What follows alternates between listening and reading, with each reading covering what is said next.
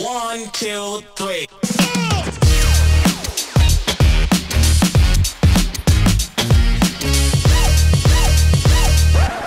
Pull on and be ballin' for all y'all to see. Pull on and be ballin' for all y'all to see. All right, everybody. Welcome to another episode of Go With The Flow, episode 14, season 2. I have a very, very, very special guest in the building. The first time I've ever used three varies, so, you know, I really mean it. Very excited for this episode. But I have Kevin O'Toole here with me. Thanks for having me, Flo. Excited to be here. And yes, thank you for coming on to the show. For anyone who doesn't know, Kevin just got drafted a few weeks ago to the MLS. And I remember I was like sitting. It was actually insane. I was sitting. I was trying to plan out the season. I was like writing down guest names. I go on Twitter or Instagram, whichever one I saw it on first. I'm like, no fucking way. Kevin just got drafted. I just write your name down right there. I'm like, I need him on here. This is going to be a good episode. But yeah, thank you for coming on. Absolutely. The way that I start all these episodes is I ask the guests to introduce themselves, tell me what they do on campus, where they're from, and then just any other general intro that they would want the people to know. So if you could just start us off, please. Yeah, for sure. So I'm Kevin. I'm a senior. I'm in the SPEA department. It's a classic Princeton intro. Got to throw the major in there. Yep. was on the Princeton men's soccer team.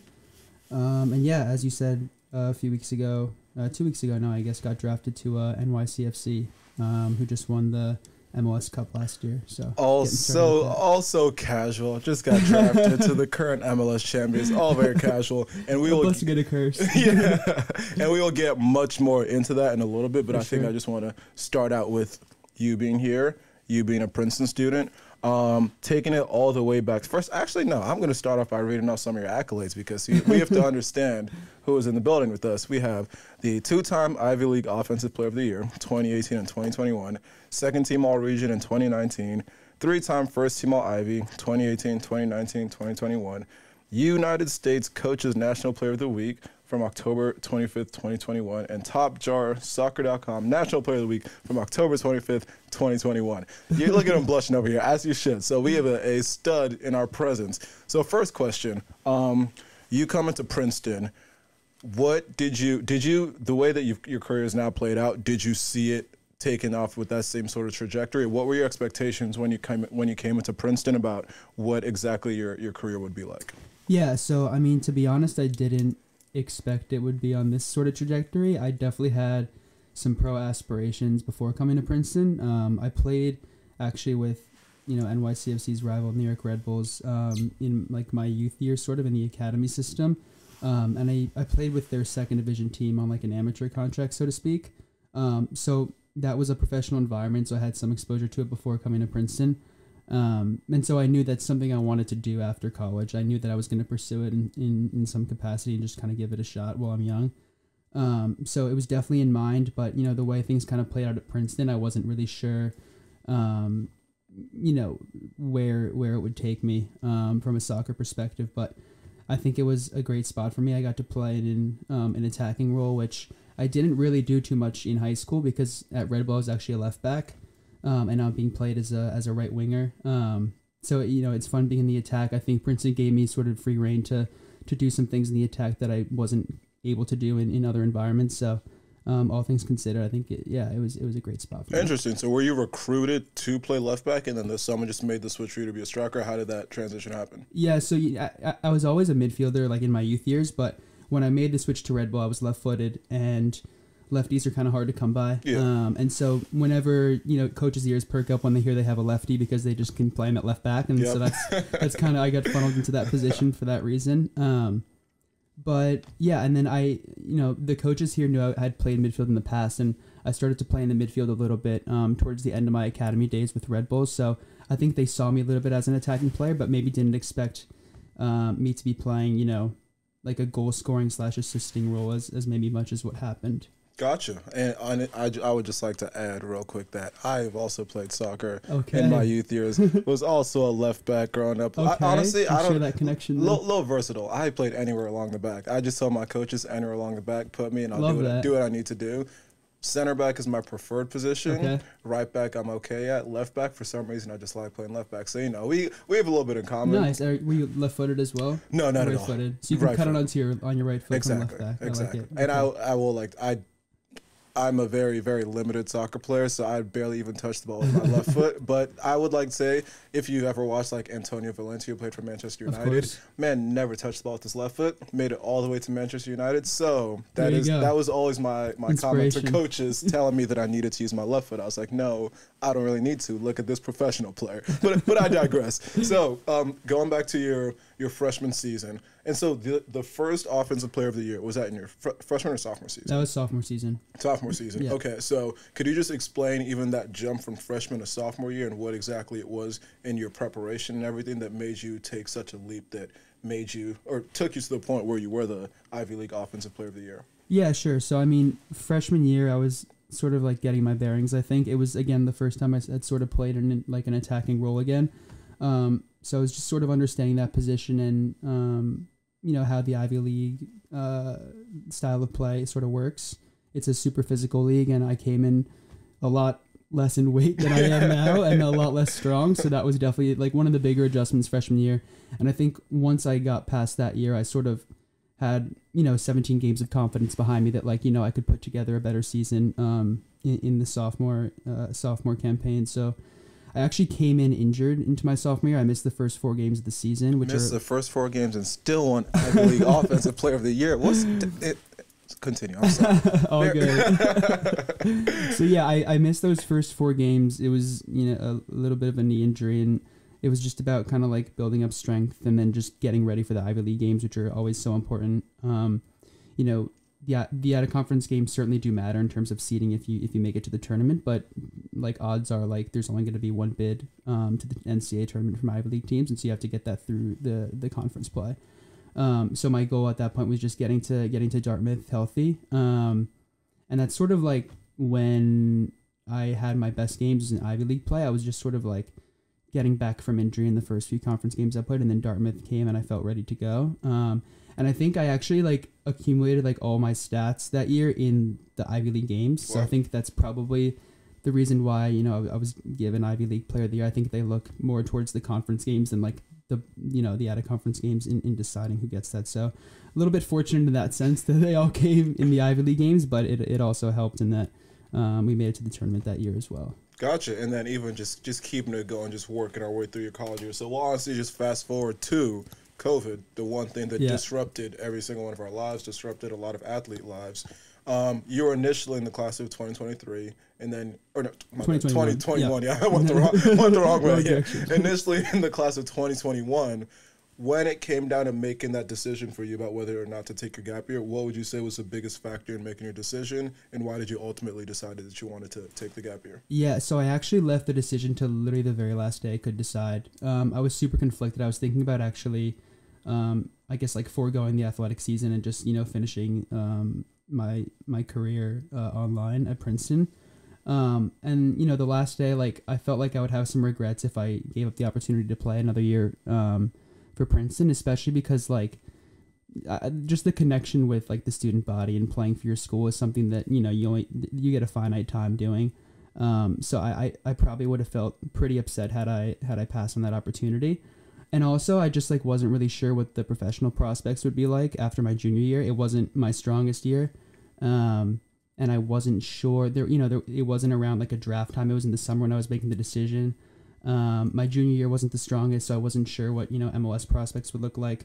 And so, for those reasons combined, I think I just wanted to give it another shot at Princeton. So I took the gap year, called my coach on the last day before the deadline, maybe like a couple hours before. And he was super excited. I was excited for the opportunity. And yeah, that's sort of how it came about. Gotcha. And before we get to the extremely successful senior campaign that you just had, what exactly were you doing with the gap year? Yeah, so in the fall, about 8 to 10 teammates and myself, we decided to live in California for the fall semester. And so we did like a big cross-country road trip, starting in New Jersey and ending in Mission Viejo, California. Well, how long did that take? It was like an 8-day trip. We could have done it faster, but we did some like sightseeing along the way, did some national parks, which was the big craze of COVID, obviously. So yeah, it was just like a great traveling experience, great bonding with my teammates, which I think like laid a really solid foundation for, this past year, winning the league again. It was just, living with friends and teammates just like creates a connection that you don't really get on campus, because you might have your practices together, but you don't like actually spend the quality time off the field that maybe is required to put together like a strong team on the field. So I think that was great. And it also allowed me to do some things that, you know, like a typical athlete doesn't necessarily do. I think like, you know, in terms of my identity, like it's very intertwined with soccer, and being able to do something outside of that sphere a little bit was definitely very healthy mentally, and just like finding other things that I'm interested in outside athletics. So yeah, it was a great year. That was the fall. We were in California. And then in the spring, I was living off campus in Princeton with a similar group of guys. It was teammates again. We were living like just down the road, like 8 minutes from here. And yeah, it was just nice to be close to campus and be involved in some of the activities going on around here. Yeah, and honestly, you bring up a few points that I think a lot of us could relate to from that last fall, especially. So what I did was, and I don't. Okay, now first I lived in the area in Princeton in the fall, but I was in an apartment. I luckily had a lot of my close friends back, and we were all in apartments around each other, and we were able to do things that if school had been normal the whole time, we would not necessarily have gotten to do. Like, because we were all making all our meals and all had kitchens, we would have like dinners together, just more wholesome stuff that I don't think we would have ever had the opportunity to do. For sure. And so I think that in that period of time, we were all able to sort of change our college experiences and adapt it to the situation that we were living in. So it's great that, like kind of like you just said, you're able to travel cross country, which in a regular 4-year period you probably would have never gotten the opportunity to do, especially during the school year. So yeah, as much, again, one big thing about COVID for me especially has been like adapting your mindset and making the most out of every situation. And I do think that a lot of us were able to do that. And I don't want to say that I regret coming back to campus, but some of the things that my other friends did, some of the things that my other friends did where they went to San Diego, they were in Atlanta, they just went to other cool locations to do school from, which again, not something that we would ever usually have the opportunity to do. And in that period of time, they're like, okay, this is the shitty hand that we've been dealt, but let's make memories out of it. And it's great to hear that you were able to do that with your road trip and with your teammates. Yeah, definitely. And I think like when I reflect on like, I guess the 5 years that I've had here now, like some of my fondest experiences come from that gap year. And like, 20 years down the road, like I won't think of it as my gap year and like a break from Princeton. It was more of just like more college time that I got to spend with, my college friends and making, great memories along the way. Within like outside of the Princeton campus and community, obviously, but like still with the same people that make it special. Exactly. And honestly, a cross country road trip has been on my bucket list for the longest time. I need to do it. I might have to do it before I start work on July 28th, but I've wanted to do it for so long, and I honestly have no excuse for not doing it. And it's the type of thing where when I start work full time, I'm not gonna have 2 weeks to just take off to drive across the country. But where was your favorite state or stop along that road trip? So on the way out, we stopped a couple of days in Colorado and actually did my first like overnight camp, which I had never done before. So you didn't do OA then, I'm guessing? I did not. I did the athlete orientation, which was the third option. Nice. I was about, I didn't even know that was one. Yeah. So we camped in Maroon Bells, which is like the greater Aspen region. I think it's where it's located. And we just kind of like posted up by like a little creek that was running through a valley, and with 2 tents, and camped out, no service, nothing like that. And it was like my first sort of overnight outdoor experience, which was a lot of fun. Like I like growing up, like my family was never super into like outdoorsy trips. We've kind of turned a corner after like the whole COVID experience. We do like a lot more of that now, but with soccer and school and all this stuff, like we never really had the time to do something like that. And so it was like a really cool experience that I think kind of like I found a new interest in something that I can do going forward during my soccer career, post-soccer career. That's, again, another great thing to hear. That's about like adapting to the times. Who would have thought that you'd find that passion, have that opportunity to do that? As for myself, I did OA. it's cool to say I did it. I never need to sleep outside again. Fair enough. One time was enough. I'm glad I have the story. It's like I didn't shower for a week. I made all my meals. I was sleeping outdoors. But as far as doing it again, no need. Yeah, I mean, a week is kind of next level. I did it for one night, so maybe I haven't had the full experience of like what camping for a week feels like. Maybe I wouldn't be as hyped about it otherwise. But yeah, I enjoyed it for the time that I did it. And so now fast forward into this most recent season that you just had, your senior season. I know the answer to this question, but how do you feel about that decision to take a gap year? I feel pretty good about it. Yeah. I feel pretty good about it. Yeah, I mean, it was a blast playing the season, and you know, I don't think I would have had this post collegiate opportunity had it not been for the season. Yeah, exactly. And you guys were able to go undefeated in Ivy League play. You lost to St. John's in the in the first round. Which my boy, shout out Luke Hansen, my best friend from high school. He plays center back at St. John's. So that was such a conflict of interest. It was like high school friend versus my boys from college. Who do I want to see go forward? But just now looking back on the whole season, how would you rate the season between the successes that you had, maybe not going as far as you wanted to in the NCAAs, but how would you just rate the season overall? I mean, it was an amazing season. It was definitely my favorite season at Princeton. I think going 7-0 in the Ivy League is especially special. Like, I think we were the first team to do it in the Ivy League since 2010, and it was also a Princeton team that did it. So 7-0 seasons are few and far between, and doing it with as a senior and a captain, I think makes it a little bit extra special. So that was exciting. We also got, on our 7th win, we got Coach Barlow his 200th win as a coach for Princeton, which was also pretty cool. So the 7-0 season plus his 200th win, that was a pretty special night. And then obviously it was disappointing making it to the tournament and losing in the first round. We my sophomore year, we played Michigan in the first round of the NCAA tournament, and we lost in 14 rounds of penalties. 14 rounds of wow. 14. Wow. Yeah. Damn. Yeah, we had a few guys take multiple penalties, and it was a game I'll never forget. It was in the snow at Michigan, tons of fans. So it was like definitely a cool game experience, but we definitely wanted redemption from it this past year, which we didn't get, unfortunately. But I'll look back fondly on the season for sure. Yeah, exactly. And obviously a lot of great things to take away. Like you said, 200th win for your coach, 7-0 in the Ivy League play again. Yeah, nothing to hang your heads over, I would say, about the season. Yeah. And so now, transitioning into the last month for you, which has been huge.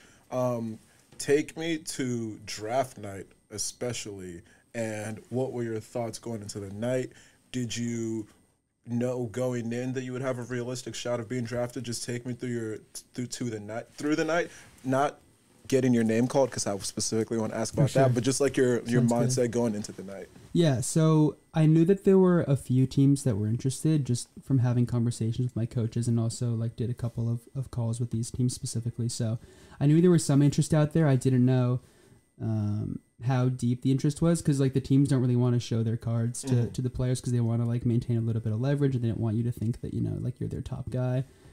So you can leverage that and go to another team and be like, hey, this team's super interested in me. Like, you might want to take me earlier. Yeah, it's all mind games. It's all mind games at the end of the day. So, I knew there was some interest, but I didn't really know how real that was until the actual day. But I had a suspicion that like maybe I'd go second round. I think like the profile of the Ivy League's a little bit lower than some of the ACC, Pac-12 schools. So I knew those guys were sort of like the first guys to go, just based on like the visibility that those leagues get among the MLS.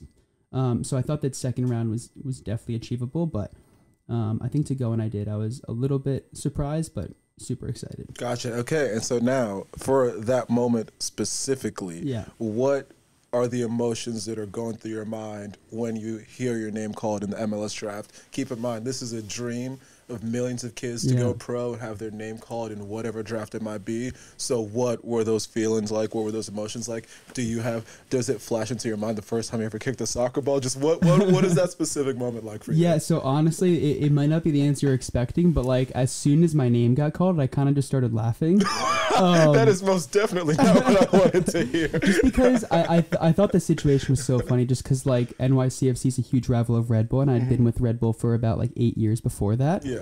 And so for Red Bull to kind of pass on me and then, their rival club to take me, I just thought was kind of like a hilarious irony. So I when my name was called, I just started laughing, which was kind of funny. And then maybe it sank in a little bit later that this was a dream realized.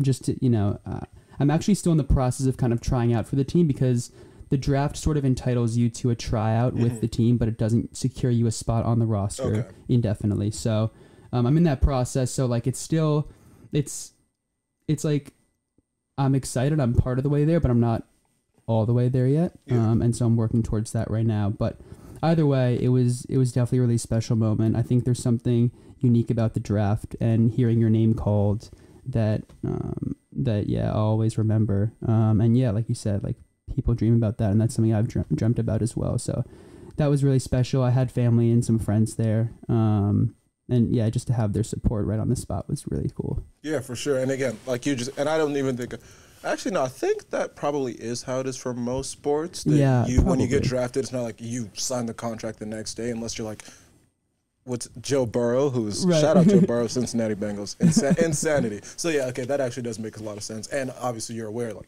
for every single one of us, the hard work is always still going on. You always still have to grind and maintain your spot and all that good stuff. But just forget in reality for a little bit. And again, go back to the fact that you just got drafted. So that happens, your name gets called. What are those next 24 hours like? Does the team reach out to you saying get your butt here tomorrow so you can start playing? Pretty much. Yeah. So I think my coach at Princeton, Coach Barlow, called me first, and he was super excited for me. He was I think one of the assistant coaches is going to reach out probably tonight, and he'll sort of give you some more details. And I got a call from one of the guys in upper management at the club and said that there was going to be a preseason training camp in Orlando, a preseason training camp in Mexico, and that you should be coming to the facility for lifting before that. And he was you should be ready to go as early as 48 hours from now. And I was wow, all right, so quick turnaround. That's a quick turnaround. And I did expect that because I know the season is kind of just around the corner. They're also accelerating this season a little bit because the World Cup's going to be held in the winter. So they're trying to end it by October, which is a timetable that's cut the season short by 2 months. So preseason's coming in earlier this year. So I knew it was going to be a quick turnaround, but 48 hours was definitely a little hasty. But fortunate in that the facility is 35 minutes from my house in Montclair, New Jersey. I just drive to Orangeburg, New York is where the facility is. So it made the first few days of commuting pretty doable. And then 4 days later, I was on a plane to Orlando for the first camp. Gosh, and that's honestly kind of insane that the facility is as close as 30 minutes from your house. So was lucky. What was the feeling of being drafted so close to home? Was it relieved? Were you I want to go to LA? What was that feeling? Yeah, I mean, part of me wanted a little bit of a new experience. I'm from New Jersey. I actually did spend 2 years of my life in Poland. My dad had a job over there, and the whole family relocated for a couple of years. But outside of that, elementary school, middle school, high school in New Jersey, college in New Jersey. And so part of me wanted a bit of a new experience in a different city. But at the end of the day, I think, being in New York kind of is the ideal situation right now because it allows me to spend some time here as well while I'm finishing my last semester. And record on Go With The Flow. Exactly. Wouldn't be here otherwise, so worked out for the best. But Thank you, NYCFC. Yeah, exactly. And yeah, my family's close by too, so they can be, a touch point all the time. So yeah, I think it's, at the end of the day, all things considered, it's a really great spot. And I don't think had it happened, I would have really appreciated how great of a spot New York City could have been for all these reasons. Yeah, for sure. Yeah. And so and this was honestly my first thought, and even when you walked in here, I mentioned it a little bit. How have you been able to balance being a Princeton student, which is no joke for anybody, with being a professional athlete? Because before this, you were a student athlete, and everyone, there's a bunch of student athletes, they make it work. Not easy at all, as I've said many times on this podcast. But now this is a different type of beast. You're a professional. There are certain expectations out of you. You are not on your campus anymore. So how exactly have you been able to balance in this last week being a professional athlete and doing all the training and everything that's required with all the classes that you still have to take at Princeton, which I hope aren't too many. Not too many, which is kind of a saving grace. And honestly, so far the balance has definitely been skewed towards soccer. Like last week was the first week of class. Obviously, I'm enrolled in 2 classes right now, which definitely lightens the load. But it is still a tricky balance of like how many classes will my professors really allow me to do over Zoom versus... Which should be all of them. If you're one of his professors listening, it should be all his classes. The man just got drafted. He doesn't care about your class. I'm sorry, but that's the truth. But sorry, continue. But yeah, so like I've been pretty fortunate that I've had like pretty accommodating professors. So I was able to I have like a seminar class that meets once per week. I did that last week while I was in Orlando. And then I have another professor who's offered to sort of like do the lectures with me outside of class time. Oh, shout out to these professors. Yeah, I didn't mean to come off aggressive. It sounds like you have been very accommodating, and I appreciate that too. I appreciate you. No, but yeah, I mean, it was kind of like a whole process of emailing professors beforehand. Like I kind of had to like anticipate this a little bit and prepare for this scenario. So like 2 months prior, like I was emailing professors being like, if this scenario happens, like will you be able to, like, can I still take your class? Subject line, might get drafted. Yeah, pretty much. So yeah, it's worked out pretty well so far. I haven't had too much work in the first week or two, but I'm sort of getting the thesis fears now that, like, I've got a goose egg in page numbers written, so I need to start cranking on that, otherwise I'm going to be in trouble. But which is another thing that I'm very glad that you mentioned, which I like to think a thesis should be optional. I don't see a reason it should be required. As a senior who is fortunate enough to have my job for next year, I don't really care about my thesis. I just want to get my degree and move on with my life. Enjoy my friends for a little bit. So, do you think that there should be some sort of stipulation where in the event that you get drafted while you're still a Princeton student, you should be exempt from a thesis? What are your thoughts on that? I would be in favor of such a stipulation. I definitely would be. It would make my life a lot easier, for sure. But honestly, like right now, it's just like the stress of starting it is just like, it's just a little bit daunting that like I have to start this while I'm also like trying to make a team. It's just like a lot of different stressors. But I think, I think once I put pen to paper, I can try to start rolling on it. But I'm definitely not looking forward to it. Yeah, and I don't think any. I don't want to say any. And okay, no, this is why I think it should be optional, because I think there are some students who are genuinely like, oh my goodness, a thesis! I can't wait to write this. I can't wait to publish they definitely it. Exist. And God bless them. They should be able to go ahead and write as many theses as they want. But as for the rest of us, don't force us to do this. Do you know how much more enjoyable my senior year would be if I didn't have the thesis hanging over me all year? And even me, like, I've made a little bit of progress, but all first semester when I wasn't doing as much of it as I should be, it was just always hanging over my head. Oh yeah, that's literally what it is. It's a cloud. It's a cloud. When I was on one of my trips this break, there's no reason I should be in Dubai thinking about my senior thesis. Right. Zero reason. But for whatever reason, it popped in my head. I was like, oh, I should have done more with that. And I was like, this is just unacceptable. Yeah, exactly. I shouldn't be on vacation thinking about my senior thesis. So, moral of the story is senior thesis should be optional for especially drafted athletes, but I think for all seniors. I agree. Yeah, it just follows you everywhere. It followed you to Dubai. It followed you to Mexico. Honestly, that trip it didn't quite crash, thankfully. Okay, but yeah. Okay, and so I actually just asked you about this. Never mind. You answered this because you're good at this. So you kind of already saw the questions. You already answered the ones that I was going to ask. So I'm not going to get into that. So the next question, the preseason training, how has that been? How would you describe the intensity, the difference between the college versus the professional level? Just what has that transition been like? Yeah, sure. So it's definitely been a step up in terms of like speed of play. I think that's like one of the things that I think probably hits first for like a lot of college players going to the next level is just that, like, the speed of play is that much quicker.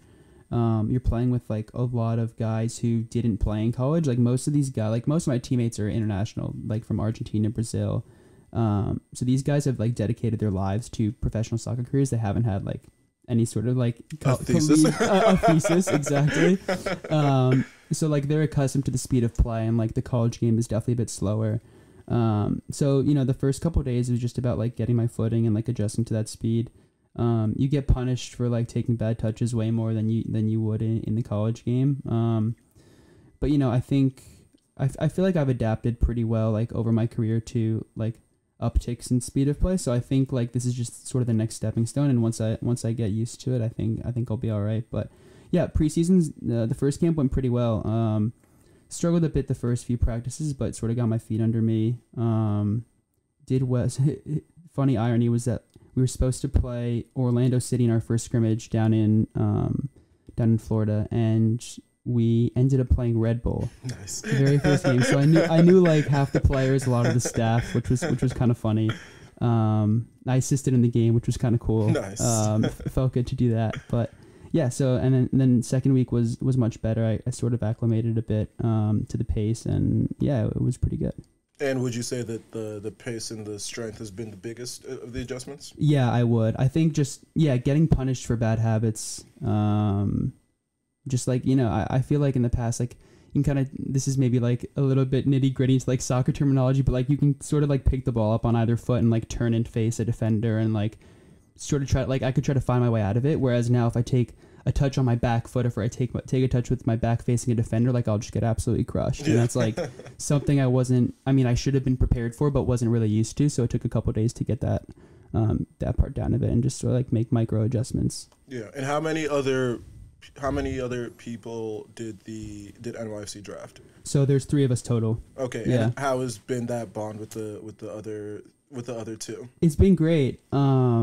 It's definitely, because it's a crowd environment, it's like you would think it'd be a bit more cutthroat, at least among the draft players, but I actually haven't really experienced that. Like the 2 guys are like genuinely great guys, and I spend most of my time with them over the first trip, and like we all want each other to do well, which I think makes like those relationships special, because like I'm not sure that's the case for most other environments, like especially, I can imagine that like on some teams there are draft picks that like don't maybe get along because they play similar positions and like they're competing for a spot, which is very natural. But it's been great hanging out with them, and like I've gotten pretty close with them over the past couple weeks. And this is another thing that I always wonder about. What was it like meeting the team for the first time?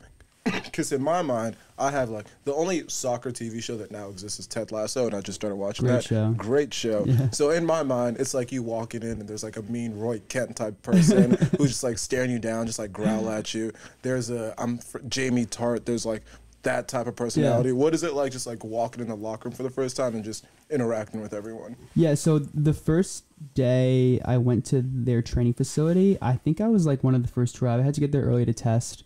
And then I went into the gym to do like a lift with the strength trainer. And there was only one guy in there at the time, and he's probably the nicest guy on the team. So I had like a very welcome introduction to the team, which was great. And it was like kind of a slow progression because like I was required to come in a few days before the rest of the team.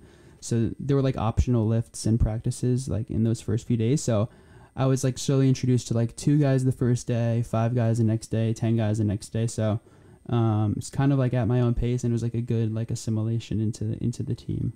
Which honestly, I'm guessing you would like a lot better than walking into a locker room full of grown men. Like 100%. Hey guys, 100%. Hey guys, I'm the rookie. Yeah, just got drafted. Hey, I had homework last week. Yeah, how you doing?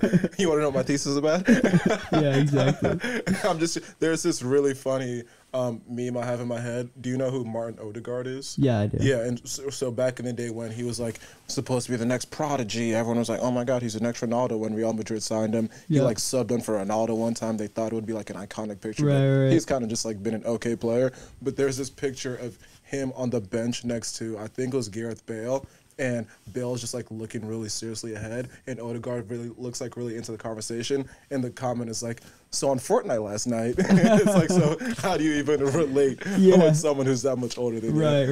Yeah, there's definitely an age range. There's guys who are younger than me. Like for this preseason camp, what a lot of MLS teams do is they'll bring some of their academy players, just to give them, an experience with the first team, and also to fill some numbers for the preseason camp. So we had like a couple of 14, 15-year-olds at camp with us, which is crazy. That is insane. Which is like, these guys are 7 years younger than me, and I'm playing with guys 7 years older than me. So it's just like a very big range in age, and yeah, so it's pretty cool. I mean, like, it's weird not being the youngest guy on the team after just getting drafted. You know? It's like there are guys 7 years younger than me who are doing this now too. It's they don't have school? I'm mad confused. How does that even work? They definitely have school. They just don't go. Okay, fair enough. Wait, so you played in the Red Bulls Academy. How did that work? Were there kids who were also training up like that? Or? Yeah, so I did it a little bit in high school, not that young. I was like 16, 17 when I did. I went to a preseason camp with Red Bulls once, but I mean, from my understanding, the U.S. game is trying to adapt to the European game, Or and they start playing so early. Exactly, they start playing so early. They're not going to. I mean, high school, maybe they're getting like an education through the club for high school, but they're not doing like any post high school education. So the clubs are just trying to like snatch up these players super early when they're 14, 15, if they identify talent, and, try to sell them at, 18, 19 for quadruple the amount that they had to pay for them. Like all the European teams do, Exactly. It's just like an investment opportunity for these clubs, for better or for worse. Yeah, like, probably for worse for the kids because they don't get like an actual like youth experience like in school and soccer, but yeah, that's sort of how the game is adapting here. And what are your thoughts on that? Just more general, because I was born in Nigeria and I didn't move to America until I was 9, so didn't even know what the MLS was for the longest time. Only grew up watching like the EPL, all these other leagues, and discovered what the MLS was. Saw there when like the David Beckhams came over and started to really grow the game over here. So what are your thoughts on how far the MLS has been able to come in comparison to these other leagues in the last 10 years? Because I think it's come a long way. Because back in the day, I don't think it was watchable at all, but now it's like the quality is very, very high. And it's actually fun to watch. So just what are your thoughts on how much the game has grown here in America? Yeah, it definitely has. I think a lot of that is an emphasis on getting younger international players. So like obviously I'm a beneficiary of the draft model, but like I think the MLS is definitely trying to phase that out because college isn't the greatest pipeline for the league if they want to be competing with some of these European clubs. Yeah. So yeah, they're trying to. I mean, the league's trying to get younger and younger and more international. They're trying to pick off some of the best players. Like Toronto just signed Lorenzo Insigne, who's an international, Italian international. So he's like a relatively young guy, and he'll like probably be the face of the league next year. So they're trying to get guys like that into the league, and they're trying to make the youth academies for these clubs reflect some of the European teams as well, where like that's the pipeline. It's from the youth academies into the first teams rather than from college into the first teams. Yeah. And honestly, the only, I'm forgetting his name now. Do you know the name of the guy he plays for Leeds United? He went to Wake Forest. Jack Harrison. Yes. And I think he's been like the stellar example of like, 100%. You get like you go play in college and then you leave and then you go abroad. Yep. But I don't think there's been as much of that as maybe like the American higher-ups in soccer would have wanted, and so now they're starting to shift over to this different model. Yeah, definitely. I mean, there's definitely like the examples are few and far between. Like Jack Harrison is one. Even he was at Manchester United in their academy system when he was younger, and I'm not sure the reasons why he came to Wake Forest, but he was there for 1 year and then ended up going back to Europe. Dominated. Looked at his stats. Dominated. He did. I think he won the Mac Herman, which is like the Heisman essentially of soccer when he was a freshman, which is super impressive. But I think another one's Tajon Buchanan. We actually played against him at Syracuse my freshman year.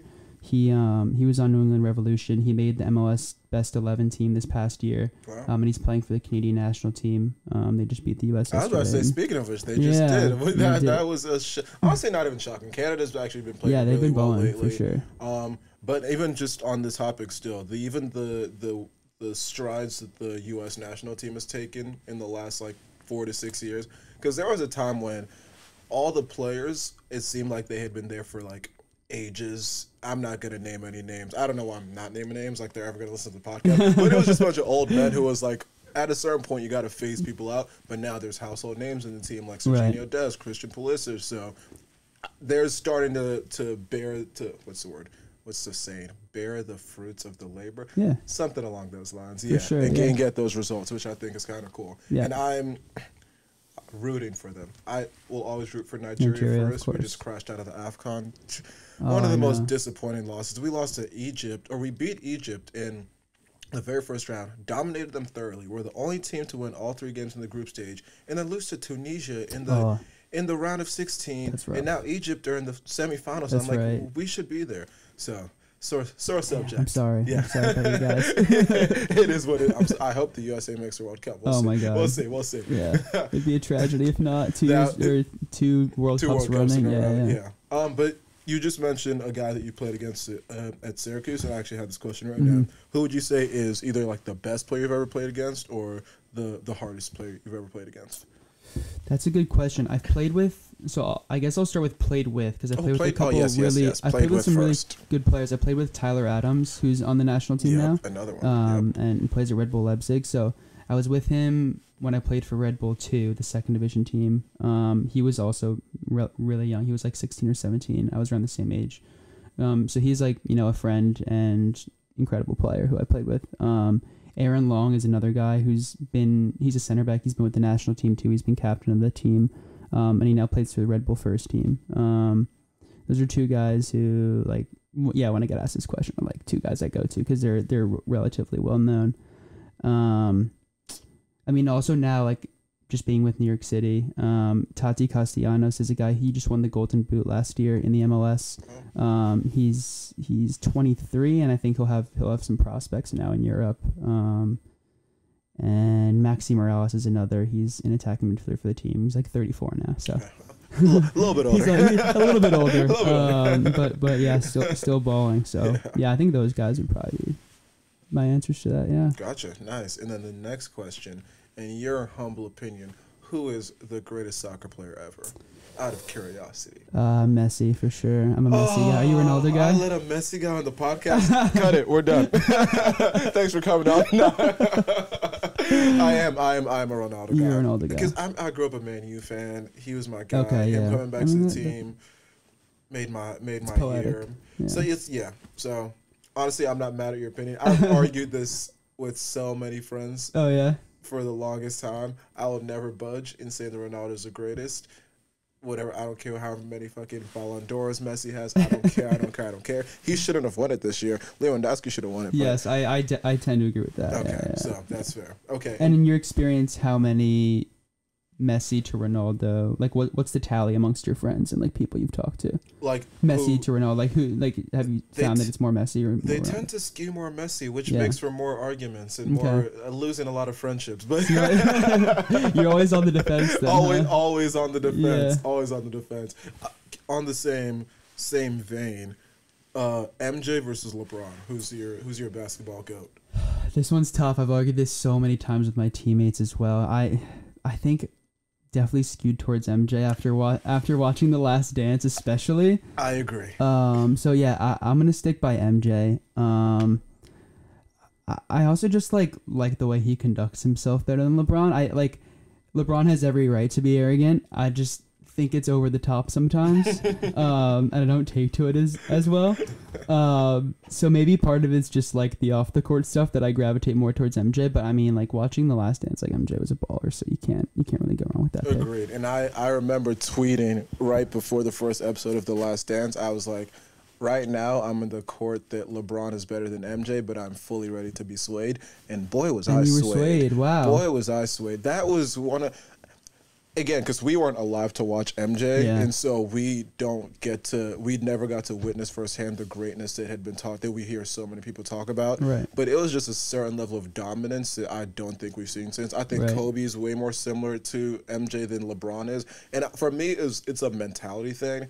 I'm not even mad at someone, because he was a dickhead. Most people hated him, but I'm not mad at him being like that on the court if you back it up with your play. 100%. And he did all the time. 100% record in the finals, all these great stuff. So yeah, MJ for me, he's that dude. Yeah. And I'm someone who wishes, again, the league isn't as physical as it used to be, but that's obviously to protect their multi-million-dollar stars and all that fun stuff. The players are all buddy-buddy now. But even just watching how the league was back in the day, so physical, all the players hated each other, real beef, and MJ still just dominating everyone. I'm like, he's that dude. Yeah, it's true. It's true. I think that's a huge part of it. Like the league was so physical back then, and he still persevered and got all those rings. Yeah. How do you feel about like the generational aspect of it? Like, do you think there's a valid argument to be made that like, LeBron is better just because like athletes have progressed over the last 20 years and so that makes LeBron automatically better than MJ? Or do you think like we have to contextualize them within like the era they played? I think A little bit of both. I think you definitely have to contextualize him, but I also think that MJ would dominate this generation. Yeah. And I'd like without a shadow of a doubt. Like I said, I think Kobe is the most similar to who he was, and Kobe just dominated just like MJ did. So yeah, and I again, it was around when The Last Dance came out, and because that was early COVID, we were all at home. I remember after every single episode, especially this one group chat I had with my friends, when they were like, "Oh, MJ didn't play against anyone," and then I went and made a top 5 list at every position in the league at that time, and it's some of the best names, all Hall of Famers. So I don't think there's that sound of an argument that his competition wasn't that great. Playing against Charles Barkley in the finals, guarded by Gary Payton, all these names, all these legends. So yes, MJ, and his sneakers are just MJ gang, best sneakers. Best sneakers ever. Best sneakers ever.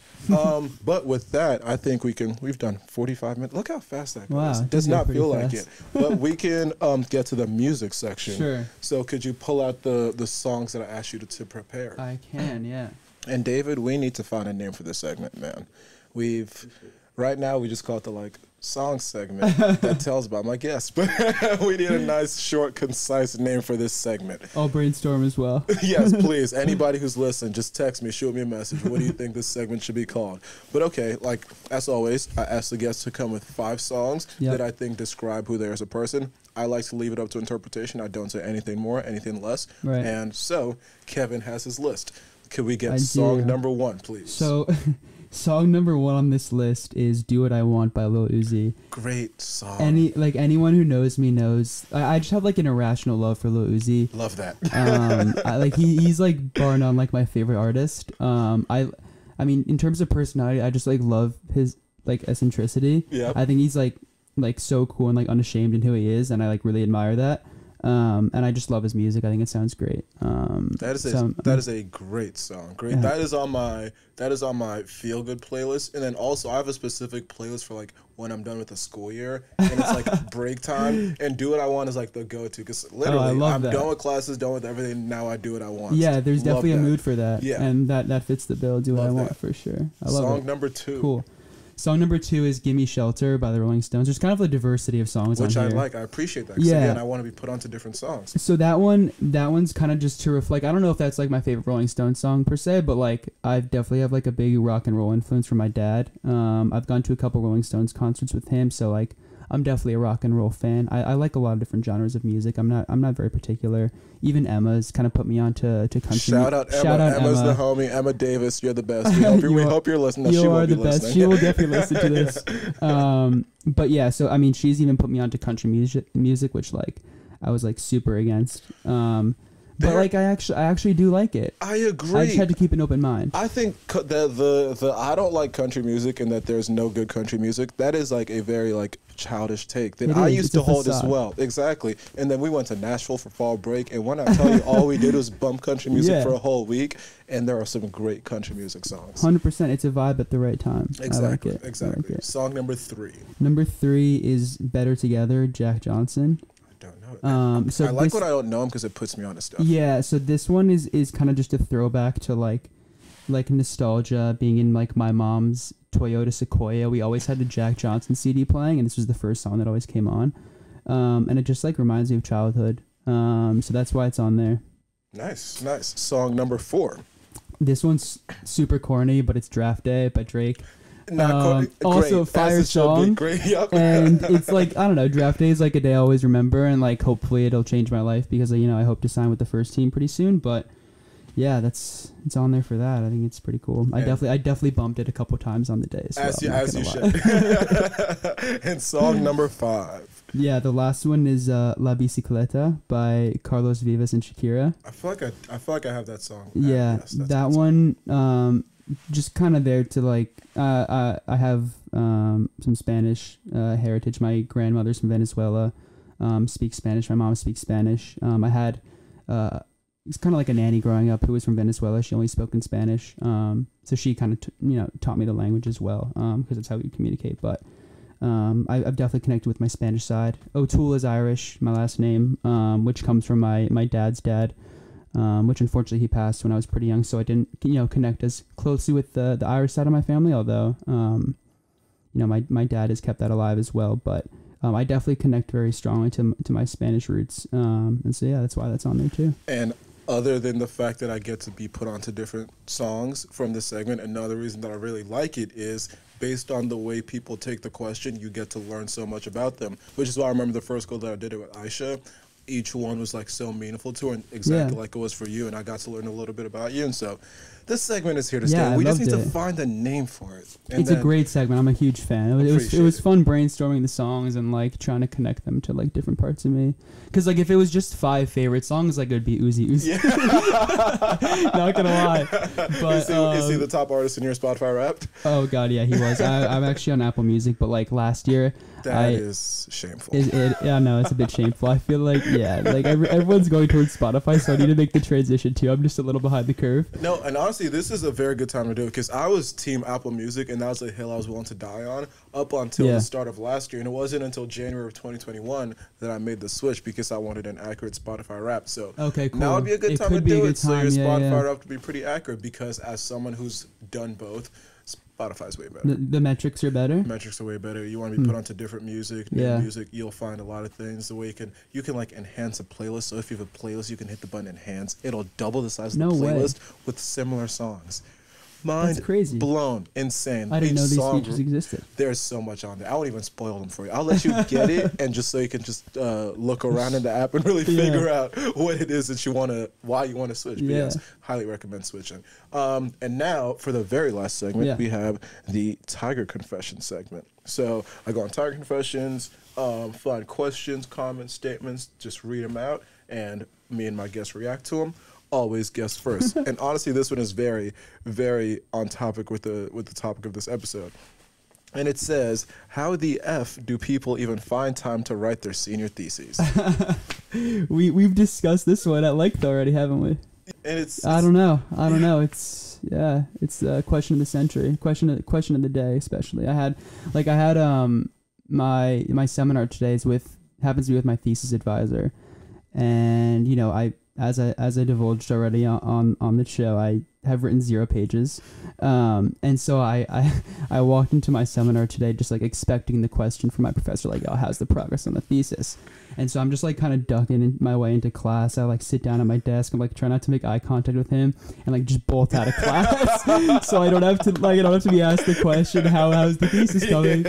So yeah, that one resonates with me pretty deeply. I don't know how you get started. And honestly, same here, where if anyone has suggestions, please shoot them my way, but also a very similar story. So I'm a neuro major. For neuro, you get assigned to a lab, you get assigned to a thesis advisor, so I've been assigned to mine, and the lab meets once every week. And so I met with him. I came in, I was like, I'm going to be so on top of my thesis, I'm going to have it all done. Because another thing for neuro is you do your JP with the same advisor, and you're allowed to just branch out on it for your senior thesis. So I actually had a great foundation laid junior spring. I came in and I was like, okay, senior year, I'm going to knock this out so soon. I'm set up in an appointment with him like week 1. Meet with him, he gives me some stuff to do for the thesis. Don't do it till like week 6. And week 6 comes around, still really haven't done much. We meet again. I'm like, oh, my bad. Like, I've been so busy, blah, blah, blah, blah, blah. Another 2 months goes, and this takes us to like a week and a half ago. We meet for the 3rd time, and then we finally make some solid progress. But it took me a whole semester to even do the few things that he wanted me to do. And so every time I would show up to lab, I would be always so nervous, like, oh, is he about to ask me about my progress? And thankfully, shout out to Jesse. Jesse's the best. He is never like mad at me about how little I've done because, again, senior spring, I have whatever. But he's always nice about it, so helpful. So shout out Jesse. Shout out the Brain Development Lab. Love them all. But I'm sorry I have not been a great student this semester. I second that. I apologize to my thesis advisor as well. And second one, which is very on topic with bicker going on, which, again, this has been a very enjoyable conversation. I had 9 bicker conversations yesterday, and I've had 5 today, or 5 at lunch today. Let's just say they weren't all as enjoyable as this conversation we're having right now. Very talked out. So this is a pleasant one. But it says, I'm a soph and haven't really made any good friends here, mostly due to COVID. I'm planning on bickering, but I've only heard negative things about joining a club without any close friends. Does anyone have a good experience of joining a club without friends? Yeah, I mean, that's just a tough situation with COVID. Like, there's so many people who are here who haven't experienced clubs like fully, just because we've had so many semesters off campus, so many Zoom semesters, yada yada.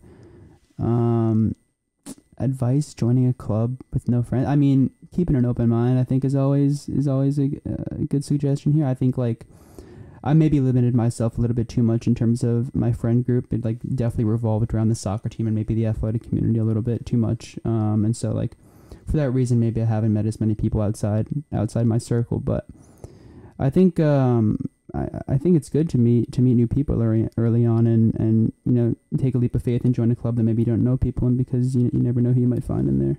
Yeah, couldn't agree more. I joined a club with some of my close friends, but one reason that I joined the club I did as opposed to another one was that I knew a lot of faces in the other one, and I was like, this is a place where I will get to meet a lot of people, both the upperclassmen and people in my year, and couldn't have loved my decision anymore. Like I said, had some good friends, but have made some other really close friends that I would not have met if I didn't join the club. Yeah. So just shoot your shot, give it a chance. I wouldn't be worried about meeting new people, because when you join these clubs, there's so many different events to get the whole membership to be just one big happy family. And so people think about these things ahead of time, and they are aware, especially with this current sophomore class, who are the ones who started due to COVID, they started Princeton virtually. Shout out to you, David, also. They're aware that it has been a little bit of a tougher transition. And so, yeah, I would just say shoot your shot. You're going to meet great people, and you never know where it'll be. It'll probably be in the eating club, might be in some other different activity. And you'll never know, and you'll never meet these people if you don't put yourself out there. Absolutely. And with that, we've done 56 minutes. It has been another great episode. And I would just like to say, this is the third episode that I've recorded later in the day. And I'm always worried that like I wouldn't have the energy, but then I just get in here and the podcast mic, it just all gets me going. I love it. This is my first time like speaking into a microphone with someone for an extended period of time. So I loved it. It was awesome. Thanks for having me. I had a blast. Thank you for coming on. Do you have any final words for the people? Don't get to senior year and do a thesis. Don't do it. It's not worth it. It's not worth it. And we will start this petition to make senior thesis optional. For real. Which I think is what Brown has. Shout out Brown University. And Brown, everything's optional. Brown, yeah, true. But yeah, this has been another episode of Go With The Flow. Thank you for listening.